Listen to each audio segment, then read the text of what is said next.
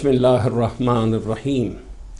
नाज़रीन इकराम, प्रोग्राम पैगंबर आज़म के साथ मैं हूँ आपका मेज़बान डॉक्टर इम्तियाज़ तुराबी और सलाम अर्ज़ करता हूँ। आज के प्रोग्राम पैगंबर आज़म में हमारे साथ हैं मौलाना फ़िदा हुसैन बुखारी साहब। और अब तक नाज़रीन जो आपने प्रोग्राम पैगंबर आज़म देखे और सुने, उनमें हमारे आलिम मौलाना फ़िदा हुसैन बुखारी साहब ने बड़ी तफसील से ख़त्मी मरतबत मौलाए कुल ख़तमुल रसूल जनाब मोहम्मद मुस्तफ़ा सल्लल्लाहु अलैहि वसल्लम के ज़हूर पुर नूर पर, उनकी इब्तदाई ज़िंदगी पर, उनके बचपने पर, उनकी परवरिश पर और सरकार अब्दुल मुत्तलिब ने जिस तरह से उनके परवरिश की और फिर उनकी वसीयत अपने बेटे के नाम की कि इनकी तरबियत की ज़िम्मेदारी उठाएं सरकार अबू तालिब, और सरकार अबू तालिब अलैहिस्सलातु वस्सलाम ने किस तरह से सरकार ख़त्मी मरतबत की परवरिश की और मुहाफ़ज़त की, इस पे बड़ी सैर हासिल गुफ्तगू हुई। और जनाब खदीजतुल कुबरा से उनका अक़द हुआ। इन तमाम चीज़ों का आपने ज़िक्र सुना पिछले प्रोग्राम्स में। नाज़रीन कराम, आज का प्रोग्राम हमारे नौजवान नस्ल के लिए नहायत अहमियत का हामिल है कि आज के प्रोग्राम में ज़िमनन हम सरकार हज़रत अबू तालिब अलैहिस्सलातु वस्सलाम के ईमान पे ऐसे ही ज़रा थोड़ा सा तबसरा करवाना चाहेंगे क़िबला फ़िदा हुसैन बुखारी साहब से। तो अर्ज़ ये करना है क़िबला कि तारीख़ी रिवायात से पता चलता है कि हज़रत हज़कील अलैहिस्सलातु वस्सलाम जो कि हज़रत मूसा अलैहिस्सलाम के ज़माने में थे, उन्होंने किस तरह से अपने दीन को, अपने ईमान को अख़फ़ा रखा, अपने ईमान को छुपा के रखा, सिर्फ़ इसलिए कि हज़रत मूसा को फ़िरऔन के सितम से और उसके जुल्म से बचाया जा सके। क्या आप समझते हैं कि सरकार अबू तालिब अलैहिस्सलातु वस्सलाम ने भी बैने ही अपना ईमान सरकार मोहम्मद मुस्तफ़ा सल्लल्लाहु अलैहि वसल्लम की मुहाफ़ज़त के लिए उसको ज़रा छुपा के रखा? इस ज़मन में आप कुछ फरमाएँ तो बड़ी मेहरबानी होगी। जी, बहुत शुक्रिया जनाब डॉक्टर इम्तियाज़ साहब। औज़ुबिल्लाहि मिनश्शैतानिर्रजीम, बिस्मिल्लाहिर्रहमानिर्रहीम, अल्हम्दुलिल्लाहि रब्बिल आलमीन, बारिल खलाइक़ अजमईन, वस्सलातु वस्सलामु अला अशरफिल अंबिया वल मुरसलीन, सय्यदना व नबीना व मौलाना अबुल क़ासिम मुहम्मद, वस्सलातु वस्सलामु अला अहलि बैतिहि तय्यबीन अत्ताहिरीन अल मासूमीन। अम्मा बाद फ़क़द क़ाल अल्लाहु तबारक व तआला फ़ी किताबिहिल मजीद वल फ़ुरक़ानिल हमीद व क़ौलुहुल हक़, लक़द मन्नल्लाहु अलल मुअमिनीना इज़ बअसा फ़ीहिम रसूलन मिन अनफ़ुसिहिम यतलू अलैहिम आयातिही व युज़क्कीहिम व युअल्लिमुहुमुल किताब वल हिकमह व इन कानू मिन क़ब्लु लफ़ी ज़लालिम मुबीन। इरशाद रब्बुल इज़्ज़त हो रहा है, यकीनन खुदा ने साहिबान ईमान पर एहसान किया कि उनके दरमियान उन्हीं में से एक रसूल भेजा जो उन पर आयात इलाहिया की तिलावत करता है, उन्हें पाकीज़ा बनाता है और उन्हें किताब व हिकमत की तालीम देता है, अगरचे लोग पहले खुली हुई गुमराही में थे। अज़ीज़ान गिरामी, आज का जो पहला सवाल किया गया है जनाब डॉक्टर साहब की तरफ से, वो हज़रत अबू तालिब अलैहिस्सलाम के बारे में है कि रसूल करीम सल्लल्लाहु अलैहि वसल्लम की जिस तरह से उन्होंने हिफाजत की, उनकी निगहबानी की, उनकी परवरिश की और उनको परवान चढ़ाया। तो जब रसूल पाक ने ऐलान रिसालत किया तो उस वक्त सबसे बड़े हामी और मददगार और निगहबान हज़रत अबू तालिब अलैहिस्सलाम थे।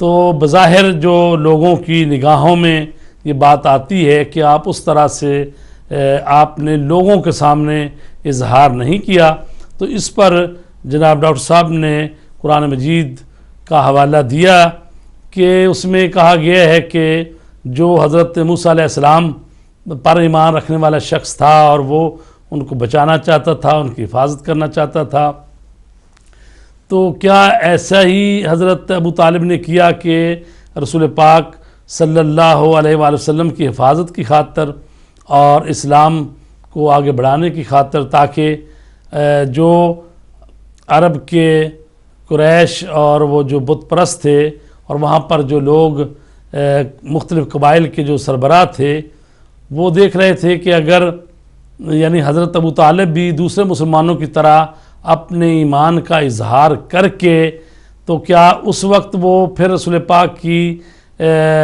حمایت اس طرح سے کر سکتے تھے یا نہیں؟ تو میرا خیال بعض جو ہمارے محققین اور محدثین وہ کہتے ہیں کہ حضرت ابو طالب نے اسی لیے اپنے آپ کو چھپائے رکھا تاکہ وہ اسلام کی مسلط میں ہی اور رسول پاک کی حفاظت کر سکیں، کیونکہ حضرت ابو طالب اگر بالکل کھل کے آ جاتے اسی طرح جس طرح دوسرے مسلمان رسول پاک کے پیروکار ان کی نگاہوں میں یعنی کفار کی نگاہوں میں، تو پھر شاید اس طرح سے رسول پاک کا دفاع نہ کر سکتے، اسلام کی وہ حمایت نہ کر سکتے۔ لیکن جیسا کہ ہم نے پچھلی دفعہ بھی بیان کیا تھا کہ خود حضرت علی علیہ السلام نے فرمایا کہ خدا کی قسم میرے والد گرامی، میرے دادا جان کے والد گرامی حضرت ہاشم، حضرت عبد مناف تک آپ نے فرمایا کہ کسی نے بھی کبھی بھی کسی صنم کی، کسی بت کی پرستش نہیں کی، اور پھر آپ نے فرمایا تھا کہ اگر میرے والد گرامی روئے زمین پر بسنے والے تمام گناہگاروں کی شفاعت کریں تو اللہ تبارک تعالیٰ ان کی شفاعت کو قبول فرمائے گا۔ تو لہٰذا حضرت ابو طالب علیہ السلام کے ایمان کے متعلق تو کوئی بات دوسری ہے ہی نہیں، صرف مقصد یہ ہے بات کرنے کا کہ چونکہ جس طرح سے اصحاب کہف نے بھی اپنے ایمان کو چھپائے رکھا، اور پھر جب وہ بادشاہ کی طرف سے وہ ان کے پیچھے لگے ان کو پکڑنے کے لیے، تو پھر وہ اصحاب کہف جو ہے غار میں چلے گئے اور اللہ تبارک تعالیٰ نے ان کو 300 سے زیادہ سال زندہ رکھا، اور تو یعنی وہ بھی اسی طرح بعض محققین کہتے ہیں کہ اب اگر اصحاب کہف جو ہیں وہ اپنے ایمان کو چھپائیں تو دوہرے اجر کے مستحق ٹھہرتے ہیں، لیکن حضرت ابو طالب جو ہیں وہ اسلام کی حفاظت کی خاطر، رسول پاک کی حفاظت کی خاطر اور دین کو آگے پھیلانے کی خاطر اگر اس طرح سے کھل کر نہ سامنے آئیں تو یقیناً وہ بھی دوہرے اجر کے حقدار ہیں۔ لیکن افسوس ہے کہ یہ بنی امیہ کے جو آنے والے بعد کے حکمران ہیں انہوں کی یہ سازش ہے کہ جناب انہوں نے روایتیں بنا لی، رسول پاک سے نے فرمایا کہ اے میرے چچا جان کلمہ پڑھ لو، اور پھر انہوں نے کہا نہیں میں تو عبد المطلب کے دین پر ہی دنیا سے جا رہا ہوں۔ ہم اس پہ بڑی تفصیل سے گفتگو کریں گے۔ میرا سوال آپ سے یہ ہے تمام ناظرین کی طرف سے کہ کیا بغض سرکار ابو طالب علیہ السلام ان کی خدمات تو روزے روشن کی طرح آیا ہیں، سب کے سامنے ہے، کوئی چیز چھپی ہوئی نہیں کہ انہوں نے کس طرح سے اسلام کی اور محسن اسلام کی جناب ختمی مرتبت کی محافظت کی۔ سوال یہ ہے کہ کیا یہ سرکار علی ابن ابی طالب علیہ السلام کے مناقب تھے، فضائل تھے کہ جن کی وجہ سے اس دور کے تمام تر لوگوں میں جو سرکردہ لیڈران تھے ان میں بغض ابو طالب پیدا ہوا اور انہوں نے ایمان سرکار ابو طالب علیہ السلام پہ انگشت نمائی کی؟ آپ اس بارے میں کچھ فرمائیں گے؟ جی ظاہر ہے کہ یہ تاریخ کی ستم ظریفی ہے کہ وہ لوگ جو رسول پاک صلی اللہ علیہ وآلہ وسلم کو قتل کرنے کے جنہوں نے منصوبے بنائے، جنگیں لڑیں، چاہے وہ بدر ہو، چاہے وہ احد ہو، خندق ہو، خیبر کا تو بہرحال یہودیوں سے واسطہ تھا، یہ جو مکہ کے لوگ تھے ان سے انہوں نے ساری جنگیں لڑی، اور تقریباً کہا جاتا ہے 40 مرتبہ رسول پاک کو قتل کرنے کا منصوبہ بنایا۔ تو وہ لوگ فتح مکہ کے موقع پر ڈر کے مسلمان ہو گئے، وہ تو آج مسلمانوں کے ہیرو بنے ہوئے ہیں اور ان کو رضی اللہ کہتے ہیں اور ان کو مسلمان سمجھتے ہیں، اور حضرت ابو طالب علیہ السلام جو کہ اسلام اور رسول پاک کے نگہبان ہیں اور انہوں نے مربی ہیں، تو ان کو اس طرح سے کہا جاتا ہے۔ تو اور وہ ہم نے بات پہلے بھی عرض کر دی تھی کہ یہ صرف اس لیے ہے کہ چونکہ وہ حضرت علی علیہ السلام کے والد گرامی ہیں، اس لیے ان کو دوسروں کو برابر کرنے کے لیے دوسروں کے ساتھ کہہ دیا جاتا ہے کہ بھئی اگر فلاں کے والد مسلمان نہیں ہوئے تو کیا بڑی بات ہے، خود حضرت علی کے نعوذ باللہ والد بھی وہ مسلمان نہیں ہوئے. تو لہٰذا حضرت ابو طالب جو ہیں وہ ایمان پر بلکہ وہ تو کل ایمان کے بھی والد ہیں. سبحان اللہ سبحان اللہ. اچھا قبلہ، میں آپ سے یہ جاننا چاہوں گا کہ تاریخ اسلام میں جی دعوت ذو العشیرہ کی کتنی عظمت ہے، جی اور اسی دعوت ذو العشیرہ کا جو پس منظر ہے اور جو وحی آئی ہے سرکار ختمی مرتبت پر کہ آپ اپنی تبلیغ کا جو آغاز ہے اپنے قرابت داروں سے شروع کریں، اور اس کا شمالی جائزہ ذرا پیش کر دیجئے کہ کتنے لوگ آئے اور کس سٹنگ میں جا کے تو سرکار ختمی مرتبت نے اپنا جو اعلان نبوت ہے وہ کیا. جیسے کہ جب پہلی وحی آئی ہے غار حرا میں رسول پاک پر، جب آپ کی عمر 40 سال کی تھی، تو اس وقت جو پہلی وحی ہے اقرا بسم ربک الذی خلق، تو اس کے نزول کے بعد 3 سال تک رسول پاک جو ہیں وہ خفیہ تبلیغ کرتے رہے ہیں. یعنی جو جاننے والے ہیں، دوست ہیں، احباب، ان کو دین اسلام کی طرف دعوت دیتے رہے. اور پھر یہ حکم آیا ہے وَأَنذِرْ عَشِيرَتَكَ الْأَقْرَبِينَ کہ آپ اپنے ان قریبیوں کو یعنی اللہ کی نافرمانی سے ڈرائیں اور دین اسلام کی طرف بلائیں. تو اس موقع پر پھر آپ نے حضرت علی علیہ السلام سے کہا کہ آپ دعوت کا اہتمام کریں. حضرت ابو طالب علیہ السلام کے گھر میں ہی یہ دعوت ہوئی ہے، اور اس میں اولاد عبد المطلب تھے، چونکہ 10 بیٹے تھے، ان میں حضرت عبداللہ وفات پا گئے تھے، باقی جو ہیں وہ 9 بیٹے اور ان کی آگے اولادیں. تو یہ تقریباً 40 سے لے کر 45 کے قریب لوگ موجود تھے اس میں، اور حضرت علی علیہ السلام نے اس کا اہتمام کیا. اور اس میں بتایا گیا ہے کہ وہ یعنی کچھ دودھ کا اہتمام کیا گیا، اور بکرے کی ایک ران یعنی اس کو گوشت کو جو ہے اس کو بھونا گیا. تو پہلے دن جب آئے تو اس وقت جب وہ کھانا کھا چکے، اور پھر یہ ہے کہ کھانا تو خود فرماتے مولا علی کہ یہ اتنا تھا کہ ایسے ایسے لوگ تھے کہ وہ سارا پورا کھانا جو ہے نا وہ ایک ہی آدمی کھا سکتا تھا. تو سارے 40-45 کھا گئے، اور اسی طرح وہ بچا رہا. تو اس کو دیکھ کر وہ تو رسول پاک کے ہاتھوں کی برکت ہے رسول پاک کی، اور آگے تقسیم کرنے والے جو حضرت علی علیہ السلام. تو بہرحال انہوں نے ابو لہب نے کہا کہ یہ کیسا جادو کر دیا ہے محمد نے، اسی طرح خوراک بچی رہی. اور یہ تو یعنی ایسی باتیں کر کے اس ماحول کو جو تبلیغی ماحول بنانا چاہتے تھے اس کو خراب کر دیا. اس دن تو چلے گئے، اگلے دن پھر ایسا ہوا. تو تاریخوں میں لکھا ہے 2 دن اور 3 دن تک بھی لکھا ہے کہ تیسرے دن پھر حضرت ابو طالب نے ابو لہب سے کہا بھی اب خاموش رہو اور ان کی بات سنو. تو وہ پھر چپ کر رہا. تو ایسے میں رسول پاک صلی اللہ علیہ وآلہ وسلم جو ہیں انہوں نے فرمایا میں تمہاری طرف ایسا پیغام لے کر آیا ہوں کہ کوئی بھی انسان اپنی قوم قبیلے کی طرف اس سے بہتر پیغام لے کر نہیں آیا. میں ایسا پیغام لے کر آیا ہوں جو تمہاری فلاح کا پیغام ہے. فرمایا قولوا لا الہ الا اللہ تفلحوا، اللہ کی وحدانیت کی طرف آؤ. تو اس موقع پر آپ نے یہ فرمایا کہ ایکم یوازرنی، تم میں سے کون ہے جو میرے اس بوجھ کو بٹائے. اور اگر وہ ایسا کرے گا تو آپ نے فرمایا وہ میرا بھائی ہوگا، میرا وزیر ہوگا، میرا وصی ہوگا، میرا خلیفہ ہوگا، جانشین ہوگا. تو جب آپ نے فرمایا تو کوئی نہیں اٹھا. تو ایسے میں حضرت علی علیہ السلام جن کی عمر 13 برس تھی اس وقت، تو آپ نے فرمایا لبیک یا رسول اللہ، میں حاضر ہوں یا رسول اللہ، میں آپ کے ساتھ بوجھ بٹانے کے لیے حاضر ہوں. تو آپ نے پھر ان کو بلایا اپنے پاس اور ان کے سر پر ہاتھ رکھا. چونکہ رسول پاک جو ہیں 40 اور 3 سال اور جمع کر 43 سال کے ہو گئے ہیں، اور حضرت علی 13 سال کے ہیں. حضرت علی 30 سال چھوٹے تھے. تو ویسے بھی حضرت علی کو رسول پاک نے اپنے بچوں کی طرح پرورش کی ہے. 3 سال کے تھے حضرت علی کے جب ان کو اپنے گھر لے گئے ہیں اور ان کی پرورش کرتے رہے ہیں. تو ان کو بیٹوں کی طرح پالا ہے.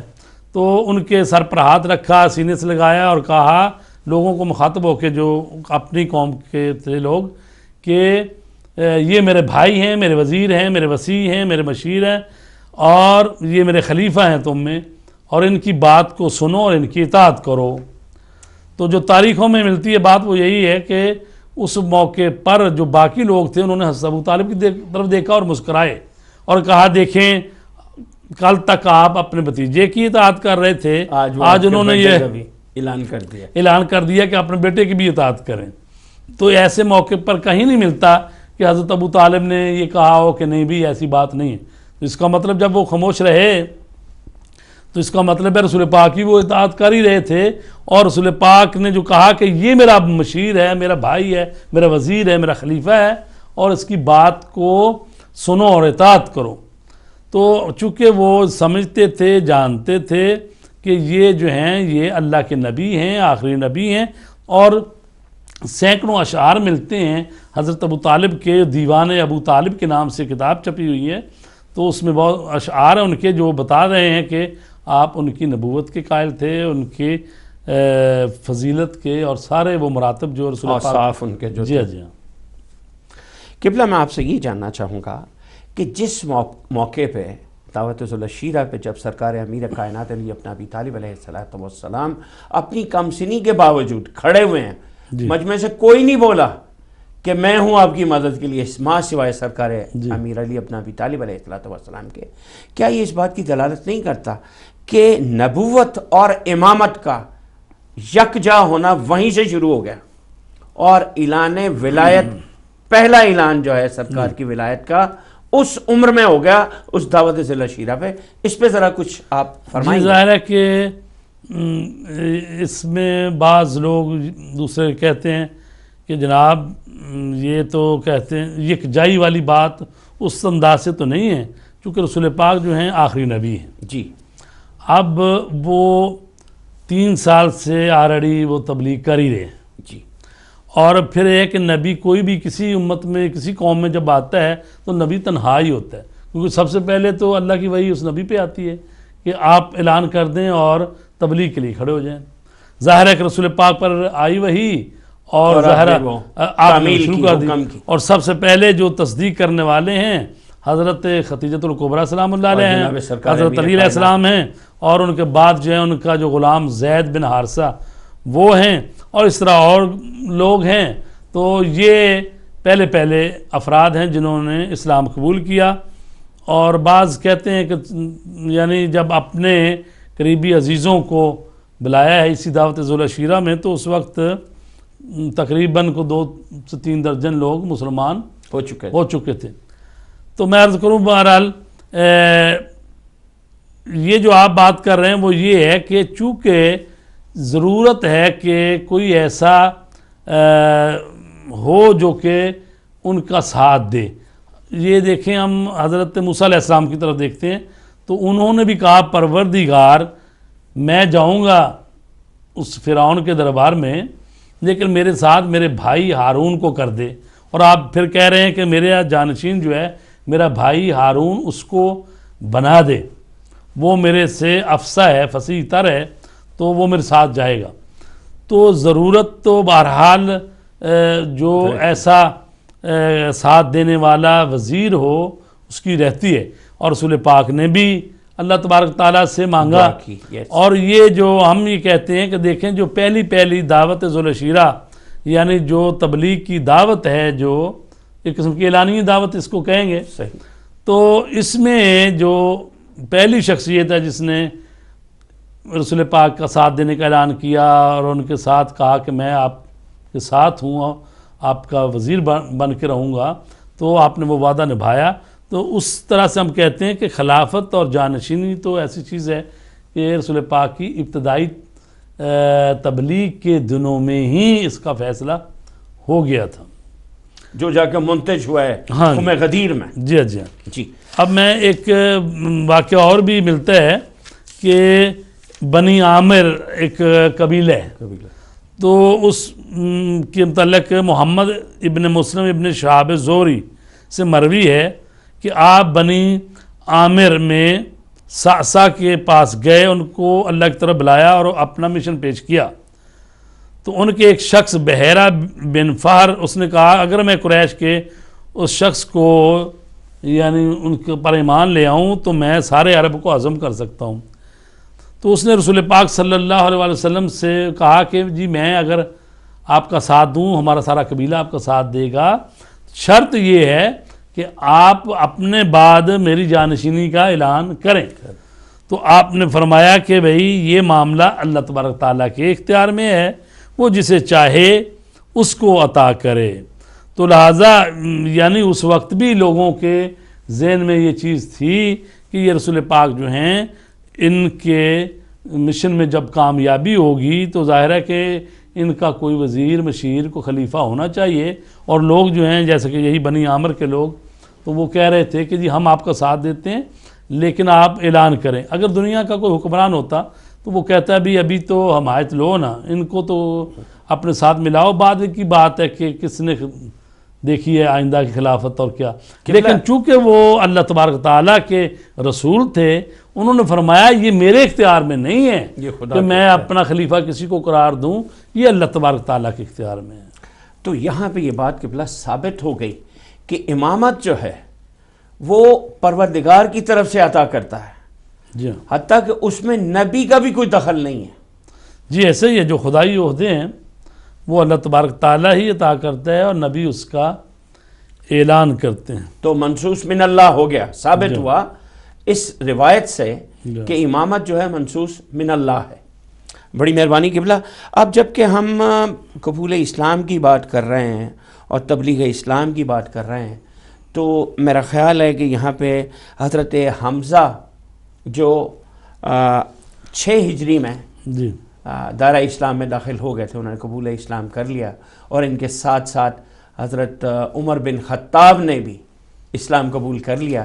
اگر ان کا ذرا تھوڑا سا اجمالی جائزہ لے لیا جائے کہ خاص طور پہ حضرت عمر بن خطاب کا، کہ انہوں نے کن حالات میں اور کن ادوار میں سے گزر کر فائنلی اسلام قبول کیا۔ جی چونکہ ڈاکٹر صاحب ہم رسول پاک کے بچپنے کے حالات جو ہیں یہ ضمناً بس اس گفتگو کے ہوگی۔ بعد پھر ہم نے یہاں دعوت العشیرہ تک آئے ہیں تو یہ ہوئی ہے 3 سال بعد، جی یعنی بعثت کے 3رے سال، اور بعثت کے 5ویں سال جو ہے وہ یعنی ہجرت جو ہوئی ہے حبشہ کی طرف، جس میں 11 مرد اور 4 خواتین تھیں، اور 6 ہجری میں حضرت جعفر ابن ابی طالب کے ساتھ اور تقریباً وہ 83 کے قریب لوگ تھے جو حبشہ کی طرف ہجرت کر گئے۔ اور اس کی وجہ بھی یہ تھی کہ جب جو ہی اسلام آگے بڑھ رہا تھا تو دن بدن جو قریش کے عرب مشرکین جتنے بھی تھے مکہ کے خصوصاً سارے، وہ جمع ہو گئے کہ کسی طرح یہ اسلام آگے نہ بڑھے، اور انہوں نے طرح طرح کے ظلم کرنے شروع کر دیے۔ تو ایسے میں یہ رسول پاک کے حکم پر یہ لوگ حبشہ ہجرت کر گئے۔ تو 6 جو بعثت کا سال ہے 6واں، اس کے جو بڑے واقعات ہیں اس میں ایک تو حضرت حمزہ کا اسلام قبول کرنا ہے، اور اس کے لیے بھی کہا جاتا ہے کہ حضرت حمزہ جو ہیں وہ گئے ہوئے تھے باہر شکار کرنے کے لیے، جیسا کہ روایت میں ہے، اور رسول کریم کے ساتھ ابو جہل جو تھا وہ بدتمیزی کر رہا تھا۔ تو رسول پاک جو ہیں خانہ کعبہ میں تشریف فرما تھے، اور اس طرح سے اس نے حضرت کو یعنی بدتمیزی کی، تو ایک کنیز تھی جو یہ سارا منظر دیکھ رہی تھی۔ حضرت حمزہ جب تشریف لائے ہیں، باہر سے آئے، تو اس کنیز نے کہا کہ اگر آپ تھوڑی دیر پہلے یہاں ہوتے تو آپ دیکھتے کہ آپ کے بھتیجے کے ساتھ ابو جہل جو ہے وہ کس طرح سے بدتمیزی کر رہا ہے اور کس طرح ان کو برا بھلا کہہ رہا ہے۔ تو آپ آئے اور آپ نے برداشت نہیں کیا غصے کی حالت میں، اور آتے ہی وہ جو آپ کے ہاتھ میں کمان تھا وہ جا کے ابو جہل کے سر میں ماری اور اس کو خون نکلا ہے، اور اس وہاں یعنی لڑائی بڑھنے والی تھی۔ تو آپ نے کہا کہ تیری جرت کیسے ہوئی کہ تو نے میرے بھتیجے کو اس طرح سے کہا؟ تو اس نے آگے سے کہا کیا تو بھی ان کا ساتھی ہو گیا، تو بھی مسلمان ہو گیا؟ انہوں نے کہا ہاں میں بھی مسلمان ہو گیا۔ تو وہیں پر آ کے پھر بعد میں رسول پاک کے پاس تشریف لائے اور آ کے اپنے ایمان کا اظہار کر دیا۔ تو حضرت حمزہ جو ہیں بہت بہادر تھے، اور ان کے ایمان کی وجہ سے اور اظہار ایمان اور اسلام لانے کی وجہ سے اسلام کو بہت زیادہ تقویت ملی ہے۔ مسئلہ یہ ہے کہ بعد میں یہ تاریخیں جو یہ ایسی باتیں کرتی ہیں کہ جناب دوسرے لوگوں کے ایمان کی وجہ سے تو اتنا کہہ دیتے ہیں کہ جناب ان کی وجہ سے لوگ جو ہیں وہ خانہ کعبہ میں آ گئے، نمازیں پڑھنی شروع ہو گئی اور مسلمانوں میں جرأت کا اظہار ہوا، لیکن یہ چیزیں جو ہے نا وہ بعد میں بنائی گئی ہیں۔ اصل جو ہے نا تاریخ میں اس باتوں کو اس کا ساتھ نہیں دیتی۔ تو ہم بتا رہے ہیں کہ حضرت حمزہ کے ایمان لانے کے بعد یہ جو رسول پاک کے ساتھی تھے صحابہ کرام، وہ زید بن ارقم کا گھر تھا، اس میں پھر یہ جمع ہوتے تھے، وہاں پر رسول پاک ان کو دین کے احکامات سکھاتے تھے۔ وہ ایک قسم کا پہلا مدرسہ ہے، قرآن کہہ لیں، جہاں پر رسول پاک بتاتے تھے، اور زید بن ارقم کے گھر۔ تو ایسے میں حضرت عمر ابن خطاب جو ہیں، یہ ظاہر ہے کہ تاریخی بات ہے، اس میں تو کوئی ایسا مسئلہ نہیں ہے کہ کوئی کہے جی ہم نے خود سے کہہ رہے ہیں، نہیں، تاریخوں میں درج ہے کہ وہ رسول پاک کے سخت دشمن تھے۔ تو انہوں نے رسول پاک کو کئی مرتبہ قتل کرنے کا منصوبہ بنایا، اور بعض یہ بھی کہتے ہیں کہ انہوں نے بعض نے رکھا ہوتا تھا انعام کو جو رسول پاک کو قتل کرے، تو اس سلسلے میں بھی یہ یعنی قتل کرنا چاہتے تھے۔ اچھا، جب یہ تلوار نیام سے باہر نکالی ہوئی جا رہے تھے تو کسی نے کہا کہ آپ رسول پاک کو قتل کرنے کا منصوبہ بنا رہے ہیں تو ذرا اپنے گھر کی خبر لیں، آپ کی ہمشیرہ کو دیکھیں۔ تو جب آئے تو دیکھا انہوں نے کہ وہ قرآن مجید کی کچھ آیات کی تلاوت کر رہے تھے، ان کے خاوند بھی جو ان کے عمر بن خطاب کے بہنوئی تھے۔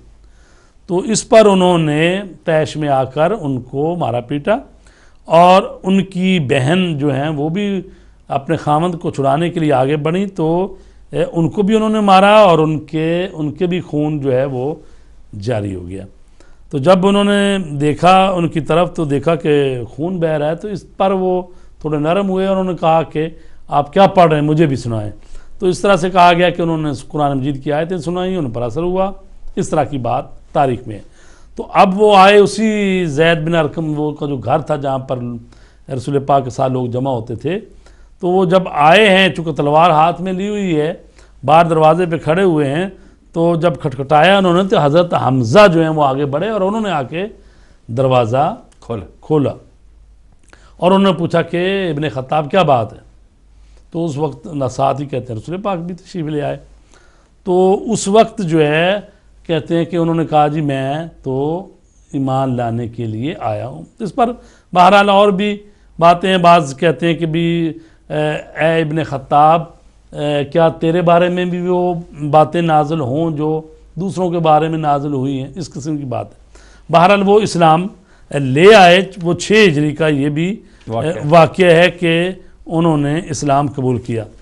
تو اب میرے پاس یہ تاریخ کی کتاب جن میں اس زرقانی کا حوالہ دیا ہوا ہے، اس میں لکھا ہے کہ حضرت عمر کے اسلام کی خبر قریش میں پھیلی تو وہ سخت جوش میں آ گئے، اور اسی جوش کی حالت میں انہوں نے حضرت عمر کا مکان کا محاصرہ کر لیا۔ حضرت عمر باہر نکلے تو ان کے ارد گرد لوگوں کا بڑا ہجوم مجمع اکٹھا ہو گیا، اور قریب تھا کہ بعض جوشیلے لوگ ان پر حملہ کر دیں، لیکن حضرت عمر بھی نہایت دلیری کے ساتھ ان کو سامنے ڈٹے رہے۔ آخر اسی حالت میں مکہ کا رئیس عاص بن وائل ادھر آ گیا، اور اس ہجوم کو دیکھ کر اس نے اپنے سردارانہ انداز میں کہا کیا معاملہ ہے؟ لوگوں نے کہا کہ عمر صحابی ہو گئے، وہ لوگ جسے مسلمانوں کو صحابی لگا دیتے تھے۔ تو انہوں نے کہا کہ بھئی یہ میری پناہ میں ہے، اس کو کچھ نہ کہو۔ تو لہٰذا وہ عاص بن وائل کی پناہ میں چلے گئے، اور کچھ دن اسی طرح آرام سے پھر ان کے گزر گئے، لوگوں نے ان کو کچھ نہیں کہا۔ اچھا، جب ایک دن پھر انہوں نے غیرت سے برداشت نہ کیا حضرت عمر نے، اور ابھی زیادہ عرصہ نہیں گزرا تھا کہ انہوں نے عاص بن وائل سے جا کر کہہ دیا کہ میں تمہاری پناہ سے نکلتا ہوں۔ حضرت عمر بیان کرتے ہیں کہ اس کے بعد میں مکہ کی گلیوں میں یعنی بس پٹتا ہی رہتا تھا. تو یعنی یہ دیکھیں نا، یہ زرقانی نے لکھا ہے. تو یہ کہنا کہ بھئی ان کے اسلام لانے سے یعنی وہ کافر ڈر گئے، یا مطلب ہے کہ وہ گھروں سے باہر نکل کے خانہ کعبہ میں جا کے یعنی اپنی عبادت یا نماز پڑھنا شروع کر دی، ایسی بات نہیں ہے. بلکہ یہ تو خود لکھا ہے کہ بھئی جس طرح دوسرے مسلمانوں نے جو مار کھائی ہے اسی طرح انہوں نے بھی کھائی. قبلہ میں آپ سے یہ جاننا چاہوں گا کہ یہاں تک تو ہم نے پورا احوال کا احاطہ کر لیا. اب ذرا بڑھتے ہیں شاب ابی طالب کی طرف. جی.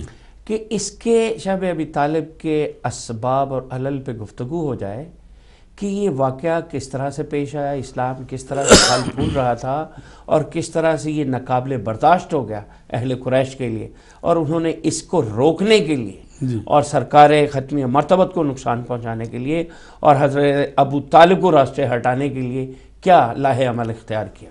ڈاکٹر صاحب بات یہ ہے کہ جب وہ دیکھ رہے ہیں کہ دن بدن جو ہے اسلام پھیلتا جا رہا ہے، لوگ مسلمان ہو رہے ہیں، گھر گھر میں کسی کا باپ مسلمان ہو گیا ہے تو بیٹا کافر ہے، کسی کا بیٹا مسلمان ہو گیا ہے باپ کافر ہے، اور وہ یہ بھی کہہ رہے تھے کہ انہوں نے تو گھر گھر میں لڑائی ڈال دی ہے.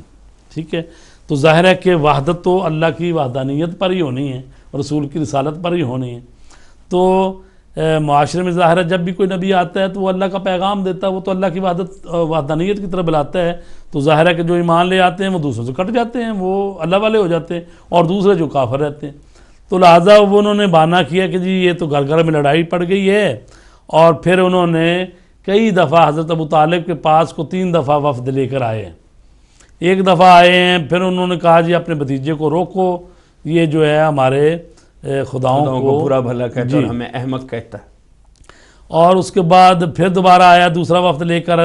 تو اس موقع پر رسول پاک کو حضرت ابو طالب نے بلایا، کہا کہ بھتیجے اس طرح سے یہ پیغام دے رہے ہیں تو دیکھو کہ یعنی مجھ پر بھی بڑا دباؤ یا پریشر ہے. میں آپ کی اجازت سے کچھ کالز کی طرف میں کنٹرول سے کہوں گا کہ ٹیلی فون لائن جو ہیں اوپن کر دی جائیں کہ لوگ سوال کر سکیں. جی اپنا بیان جاری رکھیں. تو اس موقع پر رسول کریم صلی اللہ علیہ وسلم نے فرمایا کہ چچا جان اگر یہ میرے دائیں ہاتھ پہ سورج اور بائیں پر چاند بھی رکھ دیں تو میں پھر بھی اس پیغام کو پہنچانے سے باز نہیں آؤں گا. تو یہ چاند اور سورج کا مطلب ہے یعنی پوری دنیا بھی دے دیں کسی قیمت پہ میں، چونکہ وہ اس وقت جو وفد آیا تھا انہوں نے یہ کہا تھا کہ اگر محمد چاہتے ہیں کہ سرداری لینا چاہتے ہیں تو ہم ان کو سردار بنانے کے لیے تیار ہیں. اگر یہ چاہتے ہیں کہ کسی یعنی خوبصورت لڑکی سے شادی کرنا چاہتے ہیں تو ہم وہ بھی حاضر ہیں، رشتہ دینے کے لیے بھی حاضر ہیں. تو جو یہ چاہتے ہیں مقام منزلت اور یہ چاہتے ہیں ہم دینے کے لیے تیار ہیں. تو اس پر آپ نے فرمایا کہ تم تو یہ باتیں کر رہے ہو، اگر ایک ہاتھ پہ چاند بھی رکھ دو، ایک ہاتھ پہ سورج رکھ دو تو پھر بھی میں یہ پیغام دینے سے باز نہیں ہوں گا. یعنی گویا کہ آپ پوری مجھے دنیا بھی دے دیں تو چونکہ یہ الہی پیغام ہے. اور آپ نے فرمایا اے چچا جان میں اس پیغام کو پہنچاتا رہوں گا چاہے اس میں میری جان بھی چلی جائے. اور یہ کہتے ہوئے رسول کریم کی آنکھوں میں آنسو بھی آ گئے. تو حضرت ابو طالب نے جب یہ دیکھا تو آپ نے فرمایا ہے میرے بھتیجے آپ جس طرح سے چاہتے ہیں تبلیغ کریں، میں آپ کا ساتھ ہوں اور ہم آپ کو ساتھ چھوڑنے والے نہیں ہیں. اور آپ گئے ان کے پاس سرانے قریش کے پاس اور ان سے جا کر کہہ دیا کہ بھئی جو ہے آپ کی جو تجاویز ہیں وہ ہم ماننے کے لیے تیار نہیں. اس کے بعد پھر کچھ عرصے بعد ایک اور نئی تجویز لے کے آ گئے. اور اس وقت یہ ہوا کہ وہ ایک شخص ہے جس کا نام ہے عمارہ بن ولید بن مغیرہ. ہاں جی. تو وہ بھی ایک اچھا خوبرو نوجوان تھا. اور جی تو کہنے لگے کہ جناب اے ابو طالب ہم آپ کو یہ کہتے ہیں یہ آپ کا بھتیجا ہے، آپ کے بیٹوں کی طرح ہے، آپ اس نے پرورشی آپ نے ان کی ہے اور ان کی حفاظت کر رہے ہیں. تو یہ بیٹا جو ہے ہمارا اس کو لے لو، اس کو اپنا بیٹا بنا لو، اور اس کے بدلے میں محمد کو ہمارے حوالے کر دو تو ہم جانیں اور وہ جانیں. تو آپ نے فرمایا سبحان اللہ، یعنی میں دوسروں کے بچوں کو لے کے پرورش کروں پالوں اور میں اپنا جو ہے لخت جگر یا مثلا کہیں کہ بھئی اپنا عزیز اتنا قریبی اور اپنا بھتیجا تمہارے حوالے کر دوں، یہ نہیں ہو سکتا۔ تو اس طرح کی جب وہ ساری باتیں کر چکے، اس کے بعد انہوں نے میٹنگ بلائی اور کہا کہ آج کے بعد یہ بنی ہاشم کے ساتھ جو اقتصادی بائیکاٹ کر دو، اور اس معاہدے میں انہوں نے لکھا کہ کوئی شخص بنی ہاشم کے یعنی خاندان سے سماجی تعلقات ختم کر دیں، نہ کوئی نکاح کرے، نہ کوئی بیٹی دے، نہ کوئی بیٹی لے، نہ کوئی تجارت کرے۔ جی جی بسم اللہ۔ السلام علیکم ورحمۃ اللہ وبرکاتہ۔ کال ڈراپ ہو گئے جی، قبلہ اپنا بیان جی، تو یعنی نہ کوئی تجارت کرے، نہ کوئی، ہمارے پنجابی زبان میں کہتے ہیں کا پانی بند کرنا۔ جی جی جی یعنی اور اب بھی ہوتا ہے، یہ گاؤں واؤں میں ہوتا ہے یہ سلسلہ، جب محرم آتے ہیں تو پھر اس موقع پہ وہ جو بیچارے شیعہ ہوتے ہیں اگر کمزور ہوں، ضعیف ہوں، مزارے ہوں یا کام وام کرنا تو السلام علیکم ورحمۃ اللہ وبرکاتہ۔ السلام علیکم۔ وعلیکم السلام ورحمۃ اللہ وبرکاتہ۔ علامہ صاحب علی مراد جی وعلیکم السلام۔ جی آپ کون صاحب کہاں سے قبلہ؟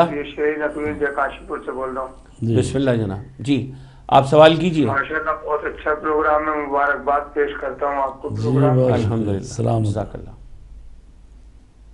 جی اب حقیقت میں بالکل ظالم کے چہرے سے نقاب اتار دیا۔ ایک گزارش کا اگر آپ 1 منٹ کی مہلت دیں تو کچھ عرض کرنا بسم اللہ آپ ضرور کیجیے۔ 2 مصرے اور اس کے بعد میں بس 1 لائن بولوں گا۔ بسم اللہ آپ بولیے۔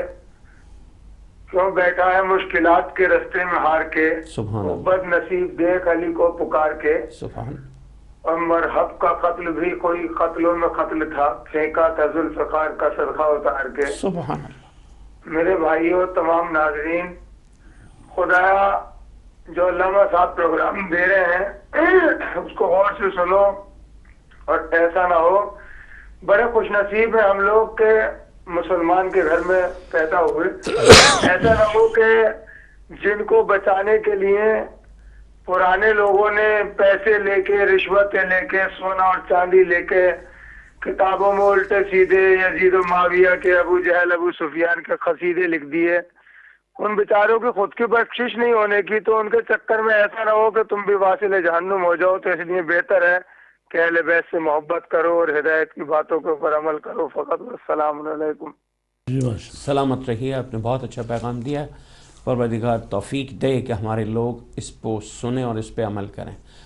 جی قبلہ وہیں سے جی شب ابی طالب کی بات کر رہے تھے۔ جی جی کہ پھر جب یہ معاہدہ انہوں نے لکھا کہ بھئی ان سے کوئی قسم کا لینا دینا نہ کریں، تو اس موقع پھر حضرت ابو طالب جو ہیں شب ابی طالب میں ان کے مکانات وغیرہ تھے وہ پہاڑی دامن میں، تو آپ پھر رسول پاک کو اور اپنے خاندان کو لے کر وہاں پر چلے گئے، اور وہاں پر سخت تکالیف آپ نے برداشت کی ہیں، کھانے پینے کا سامان اور دیگر ضروریات زندگی نہ ملنے کی صورت میں سخت بھوک میں بچوں کا رونا دیکھا نہیں جاتا تھا۔ پتے کھائیں جی آپ دیکھیں کہ اس وقت حضرت ختیجہ ابی سلام اللہ علیہ بھی تھی ساتھ، اور حضرت جو سیدہ کونین حضرت فاطمہ زہرا بھی شب ابی طالب میں، چونکہ آپ بعثت کے 5 سال بعد پیدا ہوئیں، تو آپ کی بھی 1.5 سال کی حضرت فاطمہ زہرا تھیں جب اسی شب ابی طالب میں آپ بھی وہاں پر تھیں۔ اور جیسا کہ آپ نے فرمایا، اشارہ کیا کہ پھر ایسے حالات بھی پیدا ہو جاتے تھے کہ درختوں کے پتے کھانے پڑتے تھے۔ بعض دفعہ کہا گیا ہے جو درختوں کی نرم نرم جڑیں ان کو کھانا پڑتا تھا، اور یہ حالت 3 سال تک رہی ہے۔ یہ معمولی بات نہیں ہے، 1-2 مہینے کی بات نہیں ہے، 3 سال تک یہ حالت رہی ہے۔ قبلہ یہاں پہ ایک سوال بہت ضروری ہے، بڑی معذرت سے آپ سے کہوں گا کہ یہ جو شمع رسالت کے پروانے تھے، جب انہوں نے دیکھا کہ 3 سال گزر گئے اور سرکار ختمی مرتبت کو اس عالم میں مصیبت میں یہ دور سے دیکھتے رہے، کوئی ان کی مدد کے لیے پہنچا یا نہیں؟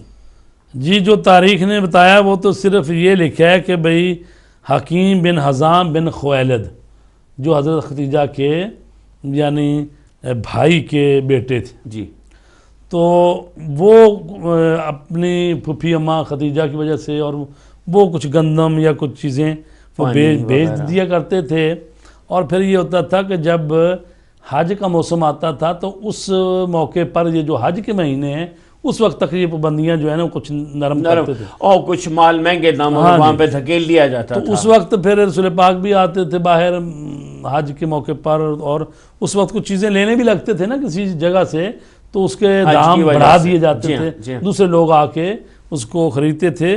تو انہوں نے بھیجا ہے گندم، تو اس کو راستے میں ابو جہل جو ہے اس نے دیکھ لیا اور اس نے پکڑا.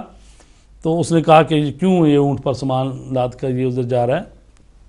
تو ایسے میں ایک اور شخص تھا ابو البختری، اس نے وہ جو ہے ابو جہل اس کو ڈانٹا کہ بھئی اس کے عزیز ہے رشتہ دار، تمہیں پتہ نہیں چل رہا کہ ایسی حالات 3 سال ہو گئے ان کے.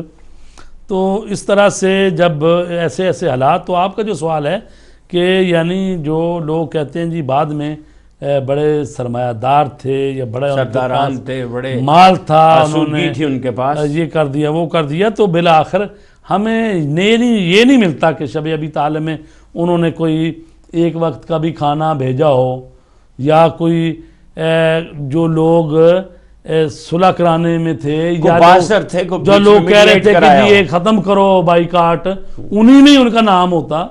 یعنی نہ بائیکاٹ کے ختم کرانے میں جو لوگ کوشش کر رہے تھے ان میں بھی ان کا نام نہیں ہے، اور پھر یہ کہ مدد کوئی ہیلپ کرنے میں نام نہیں ہے. میں ایک کالر سے السلام علیکم ورحمۃ اللہ وبرکاتہ. وعلیکم السلام جناب ڈاکٹر صابی صاحب. بسم اللہ شاہ جی. سلامت رہیے. آپ نے ایک بڑے دکھتی رگ پہ ہاتھ رکھا ہے.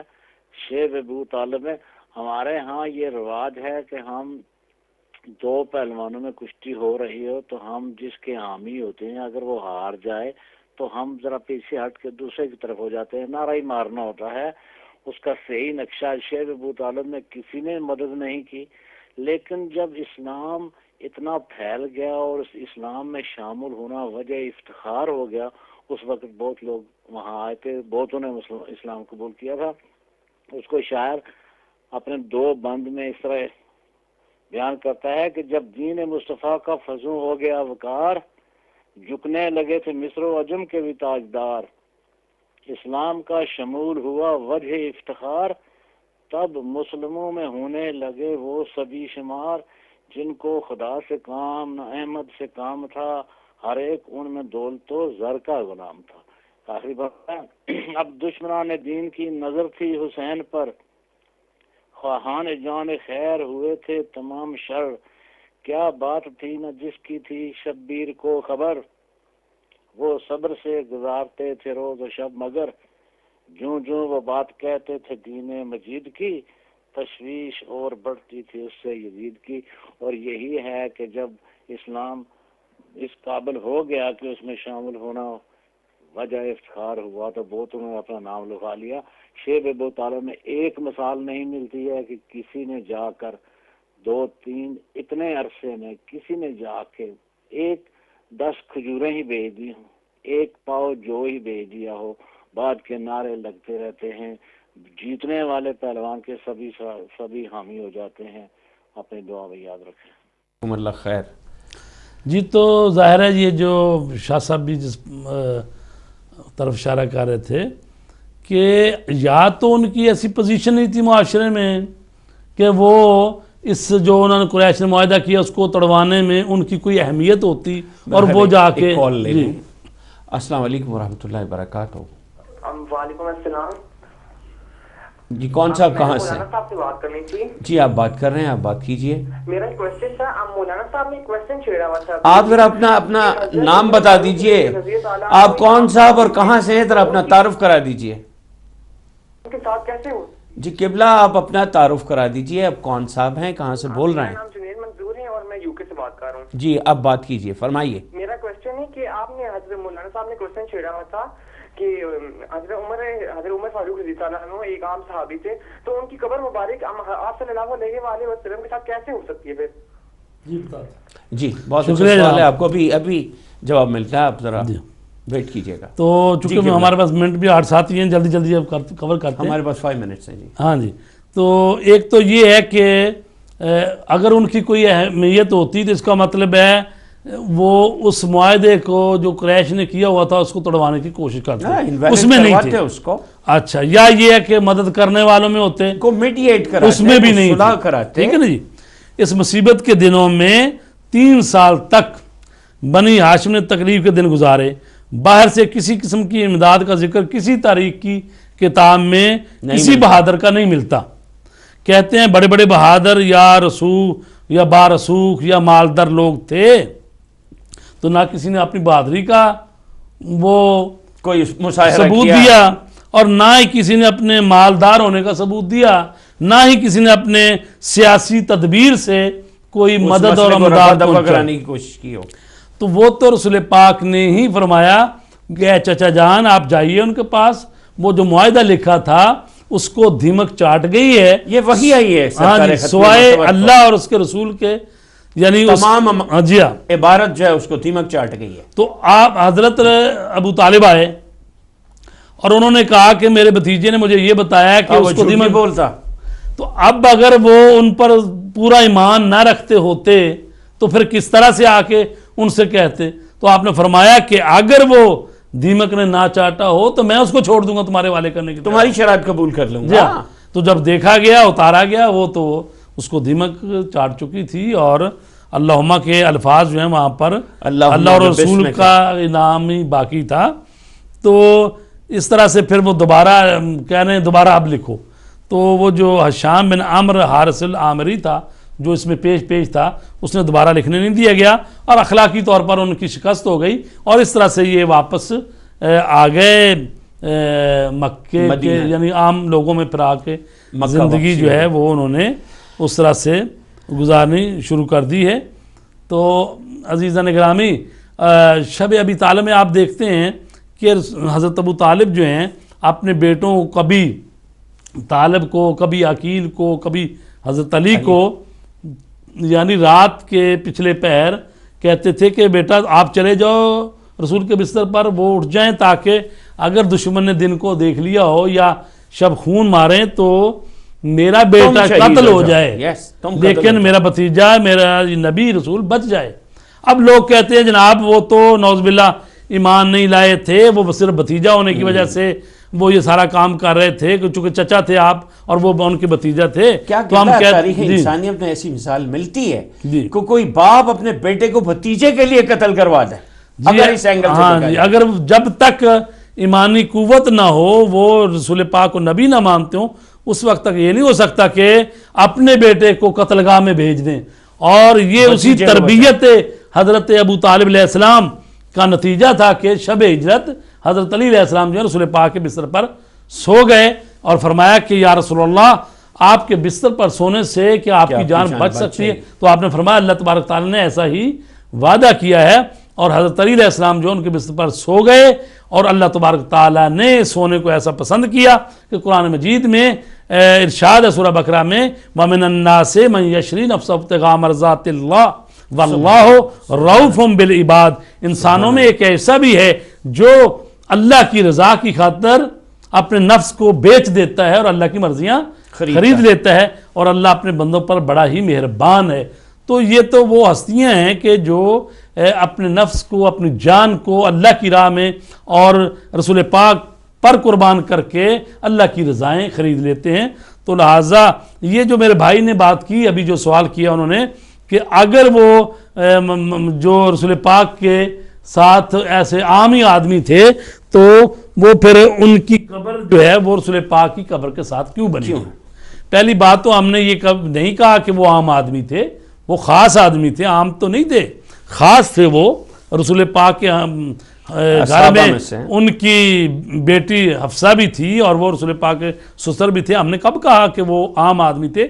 لیکن بات ہو رہی ہے کہ جب وہ اسلام لائے تو ان کی کیا پوزیشن تھی، بات وہ ہے. اور آپ نے تاریخ سے بیان کیا کہ جب وہ اسلام لائے تو اس وقت رسول پاک کے سخت دشمن تھے اور تلوار لے کے ان کو قتل کرنے کے لیے آ رہے تھے. تو اب جب انہوں نے دیکھا کہ بہنوئی اور بہن مسلمان ہو گئے تو پھر وہ مسلمان ہو گئے. تو ہم نے تو ایسی بات نہیں کی کہ وہ عام ہے.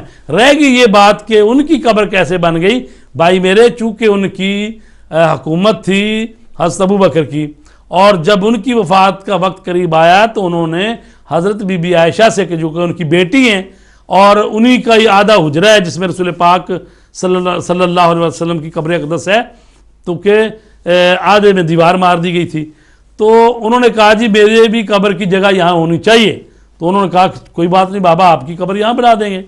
اس کے بعد حضرت عمر کو بھی جب زخمی کیا تھا فیروز لولو نے، تو اس وقت جب وہ زخمی ہوئے تھے تو انہوں نے پیغام بھیجا حضرت ام المومنین عائشہ کے پاس کہ مجھے بھی وہ ادھر دفنا دیں، تو لہٰذا انہوں نے راضی ہو گئی۔